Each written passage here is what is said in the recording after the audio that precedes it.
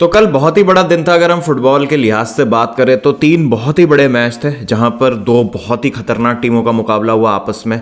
पहले था Arsenal versus स्पर्स, north London Derby, उसकी आज हम बात करेंगे।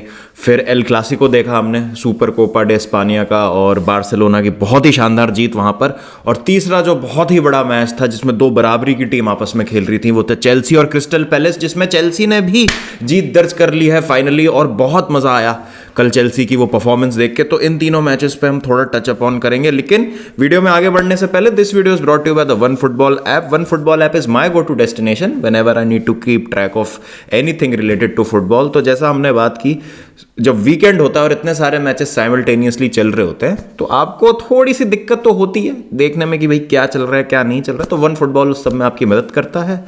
तो QR कोड से आप डाउनलोड कर सकते हैं, which is being flashed on your screen, और you can download the one football app for absolutely free from the link given in the description below.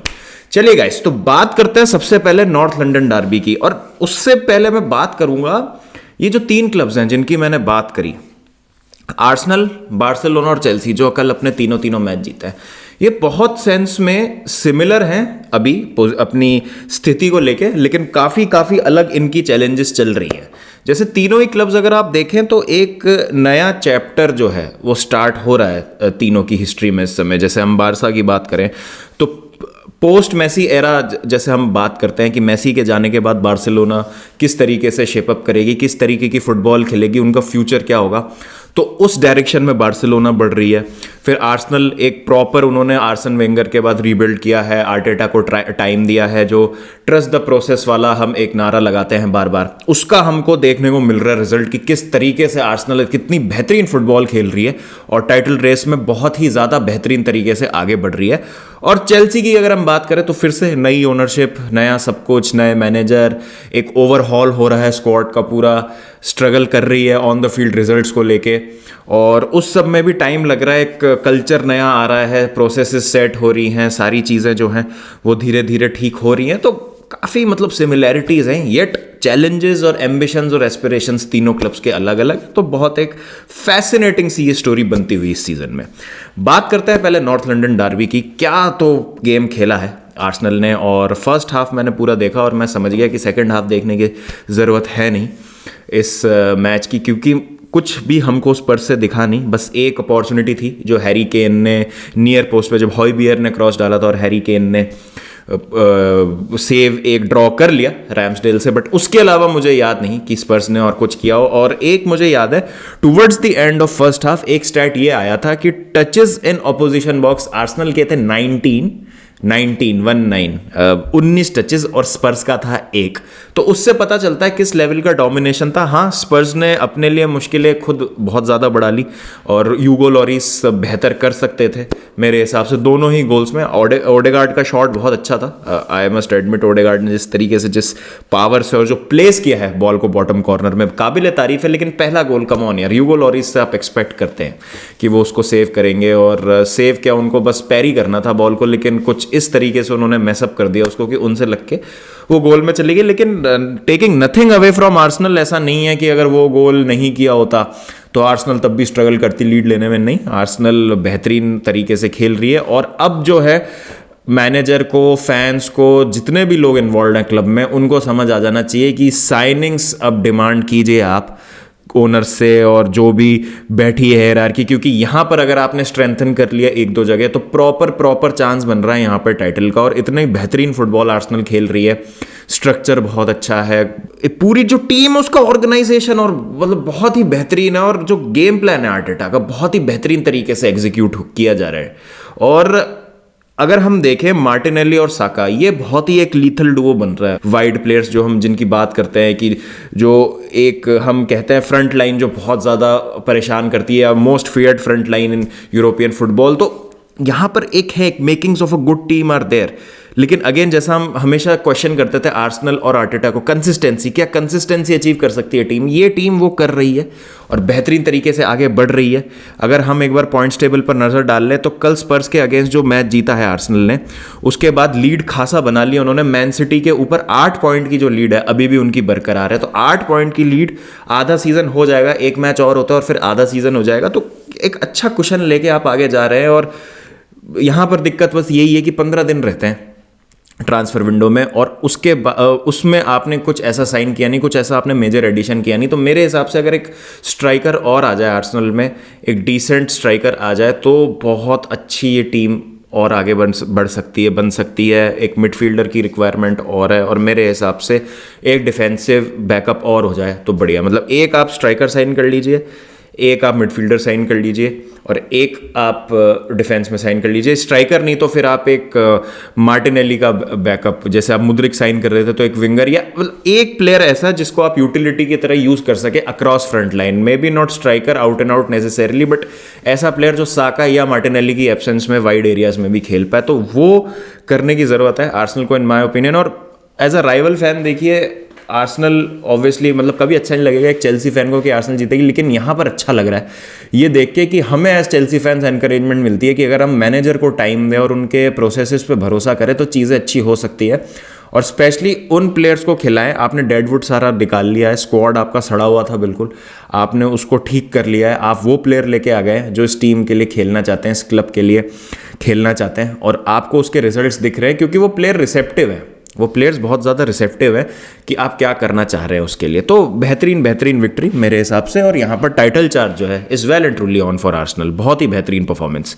बात करते हैं सुपर कोपा दे एस्पानिया की, बार्सिलोना वर्सेस रियल मैड्रिड। और Barcelona ने मेरे हिसाब से बहुत ही बेहतरीन और एक तरफा तरीके से लताड़ दिया है रियल मैड्रिड को। मुझे पूरे मैच में मुझे कुछ नहीं दिखा जहां पर मैं बोलूं कि हाँ रियल मैड्रिड इस मोमेंट पे, इस पॉइंट पे कुछ परेशान करने की कोशिश कर रही थी बार्सिलोना को। लास्ट मिनट में ज़रूर पेनल्टी वगैरह मिली, बट वो एकेडमिक था एट दैट पॉइंट। और मैंने पहले भी बोली एक दो बार ये चीज़ कि गावी को जब आप फ्रंट लाइन में खिलाते हैं, गिव दैट फ्री रोल कि भाई तेरे को करना है तू कर, और तू बस परेशान करता रहे, वो पॉकेट में घूमता रहे, और you have that ability, you have that pace, that tenacity, जो किया गावी ने। और मेरे हिसाब से my man of the match was Gavi. और जिस तरीके से परफॉर्मेंस थी, बेहतरीन बार्सिलोना की परफॉर्मेंस। अब जैसे मैं यहाँ पर अगेन कह रहा हूँ कि आप मैनेजर को टाइम दीजिए, आप शावी को टाइम दीजिए। बहुत फैंस नाखुश थे शावी के कुछ डिसीजन से, और जिस तरीके से एक अर्ली एग्जिट हो गया बारसा का चैंपियंस लीग से। लेकिन उन सब चीज़ों से देखिए, obviously grand scheme of things में, क्योंकि बारसा की फाइनेंशियल कंडीशन और वो सारी चीज़ें अब आप अकाउंट में ले लेते हैं, तो हाँ उस लिहाज से चैंपियंस लीग सक्सेस बहुत क्रिटिकल हो जाती। लेकिन अगर आप एक टीम को बनाने के उस हिसाब से देखें तो बहुत अच्छा काम यावी कर रहे हैं। उन्होंने आइडेंटिफाई किए हैं कि उनकी स्टाइल ऑफ फुटबॉल क्या है, उनको क्या प्लेयर चाहिए। हाँ काफ़ी अनलकी रही थी डिसीजंस को लेके और इंजरी को लेके बार्सिलोना, लेकिन जब एक बार पूरा स्क्वाड और एक पूरा हेल्दी स्क्वाड अवेलेबल है, एक डिस्पोजल पे है मैनेजर के, तो मेरे हिसाब से यार उनको टाइम देना चाहिए। उनको अपना प्लान जो है वो इम्प्लीमेंट करने का एक फेयर चांस, एक फेयर अपॉर्चुनिटी देनी चाहिए, तब जाके आप एक्चुअली में देख पाते हैं। और एक्चुअली में आपको फिर एक असेसमेंट करनी चाहिए कि अच्छा जो बंदा करना चाह रहा है वो हो भी पा रहा है या सारी हवाबाजी है। तो शावी दिखा रहे हैं ला लीगा के टॉप पर है बार्सिलोना इस समय, और रियल मैड्रिड जो कि बहुत अच्छा खेल रही थी वर्ल्ड कप तक और बहुत ही डोमिनेट भी किया था बारसा को ही पहले एल क्लासिको में जो लीग में हुआ था। बिल्कुल यहाँ पर आप कॉन्ट्रास्ट देख सकते हैं। क्यों? क्योंकि प्लेयर्स आ चुके हैं, टाइम हो गया है, स्क्वाड जेलअप कर चुकी है काफ़ी अच्छे से। शावी ने अपना टैक्टिकल प्लान जो है वो इम्प्लीमेंट किया, और शेड्स ऑफ दैट टिकी टाका वाली बार्सिलोना कल मुझे दिखी। और जिस तरीके से एट टाइम्स पोजेशन होल्ड किए हुए थे भाई साहब, बहुत ही बेहतरीन। और अलेहांद्रो बाल्डे बहुत ही ज़्यादा एक यंग और अपकमिंग प्रोस्पेक्ट है। और मैं यहाँ पर ज़्यादा घुसूंगा नहीं गेम में, बिकॉज अगर मैं टैक्टिकल एनालिसिस करने चला गया तो बहुत ज़्यादा ही लंबा टाइम हो जाएगा। लेकिन सारे ही मेरे हिसाब से प्लेयर्स बहुत बेहतरीन खेले। डेम्बेले अगेन वाइड, उनका गेम बहुत अच्छा जा रहा है। अगेन डेम्बेले पे यही रही है, इनकन्सिस्टेंट रहे हैं, इंजर्ड हो जाते हैं, but when he is fit, when he is high on confidence, हमने देखा वर्ल्ड कप खेल के पूरा डेम्बेले, और फिर देखिए किस तरीके से खेल रहे। तो आई थिंक प्रॉब्लम्स यहाँ सॉल्व की हैं शावी ने। और ठीक है इंजरीज जैसा मैंने कहा हो गई थी, बट अब उनको अच्छे से मैनेज कर लिया गया है, और अब आगे जो है पॉजिटिवली बढ़ा जा सकता है सीज़न में। और ये बारसा टीम बहुत अच्छी बन रही है। जैसा मैंने पहले भी कहा था कि I see makings of a good team in this Barcelona side, और डेफिनेटली यहाँ से बेहतर चीज़ें अचीव कर सकती है। और पहली ट्रॉफी आ चुकी है शावी एरा के, तो कॉन्फिडेंस के लिए टीम के बहुत अच्छा होता है। नया ग्रुप ऑफ प्लेयर्स है ये, बहुत यंग प्लेयर्स भी इनमें, तो सिल्वरवेयर हमेशा आपको मोटिवेट करता है। क्योंकि जितना मर्जी आप अच्छी टीम बना लें, जितना मर्जी आप अच्छी फुटबॉल खेल लें, अगर आप सिल्वरवेयर नहीं जीतते हैं तो आपको प्रॉब्लम होती है और आप शायद वो हंगर और वो आग जो है उसको सस्टेन नहीं कर पाते हैं कि अच्छा यार हम तो अच्छा भी खेल रहे हैं, हमारी टीम भी सही है, हमारा मैनेजर भी बढ़िया, जीत क्यों नहीं पाते हम कुछ।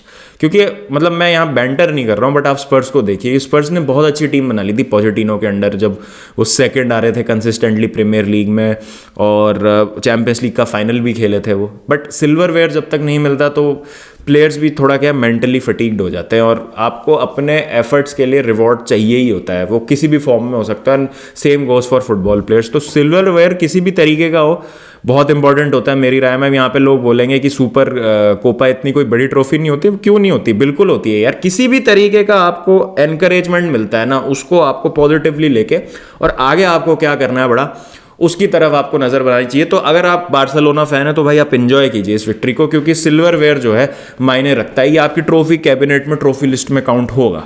तो डेफिनेटली एक बेहतरीन कॉन्फिडेंस बूस्टर है बार्सिलोना के लिए, और आने वाला जो उनका आगे का सीजन है उसके लिए टोन बहुत सेट कर देता है। And I can't wait for Manchester United versus Barcelona. बहुत ही ज़्यादा बेहतरीन मुकाबला होगा वो, बहुत ही बढ़िया मुकाबला होने वाला है।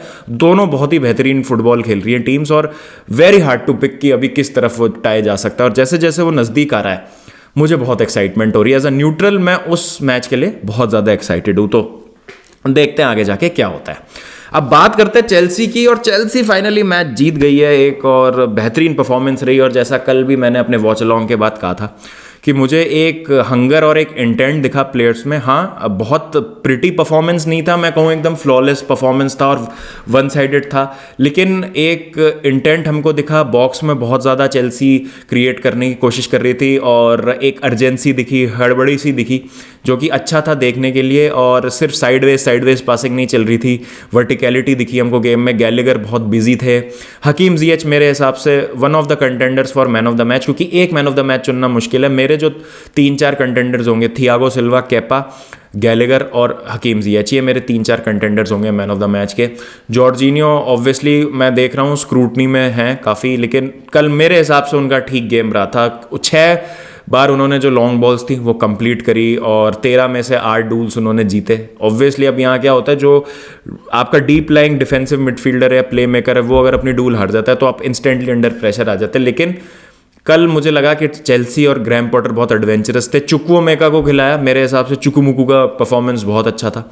और अगेन जैसा मैंने कहा कि फ्रेश प्लेयर्स को आप उतारिए, ऐसे प्लेयर्स को उतारिए जो उनको अब चांस मिल रहा है तो परवाह कर रहे हैं उस चांस की, कि अच्छा भाई हमको मिला है चांस, मैनेजर हम पे भरोसा कर रहा है, तो let's not let him down, और कुछ करके दिखाए हम। और बढ़िया, मतलब अच्छा लगा देख के वो। और डेफिनेटली यहाँ पर मैंने जैसा कहा कंसिस्टेंसी, अब जैसे जीएच ने देखिए कल परफॉर्म किया, कंसिस्टेंसी चाहिए मुझे कि आगे जाते हुए भी हम कंसिस्टेंट लाएं। मिखाइलो मुद्रिक को जो है अनाउंस कर दिया चेल्सी ने, स्टैमफोर्ड ब्रिज पे कल वो मौजूद थे और पूरे क्राउड के सामने वो कल आए हाफ टाइम पे, तो वो अनाउंसमेंट और वो साइनिंग कंफर्म हो चुकी है।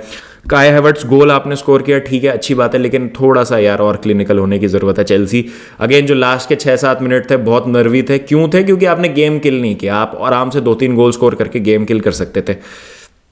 तो देखते हैं क्या होता है। और अभी और जब प्लेयर फिट होके आएंगे, लेकिन वो कैसे होंगे मुझे समझ नहीं आ रहा, क्योंकि ज़कारिया अब 4 हफ्ते के लिए बाहर हो चुके हैं। तो जब भी हमारा कोई प्लेयर अच्छा खेल रहा होता है वो इंजरी से बाहर हो जाता है, तो ये मेडिकल स्टाफ पे डेफिनेटली देखना चाहिए कि क्या चल रहा है और क्या हो रहा है, बिकॉज कुछ गड़बड़ चल रहा है बिहाइंड द सीन्स। इतने सारे प्लेयर एकदम से इंजर्ड हो रहे हैं, तो या तो कोई ट्रेनिंग में दिक्कत हो रही है, रिकवरी नहीं हो रही है अच्छे से, कुछ न्यूट्रिशन और जो कुछ ट्रीटमेंट वगैरह हो रहे हैं उनमें कुछ गोलमाल हो रहा है। देखना पड़ेगा क्या हो रहा है, ये समझ ही नहीं आ रही बात कि इतनी जल्दी और इतनी फ्रीक्वेंटली कैसे प्लेयर इंजर्ड हो रहे हैं। बट आज जो है वो एंजॉय करते हैं विक्ट्री को, और let's look forward to Liverpool. वहाँ पे मुद्रिक की डेब्यू होगी and he will be in the starting lineup for sure. And 2 match बाद जाओ फिलिक्स भी आ जाएंगे वापस टीम में।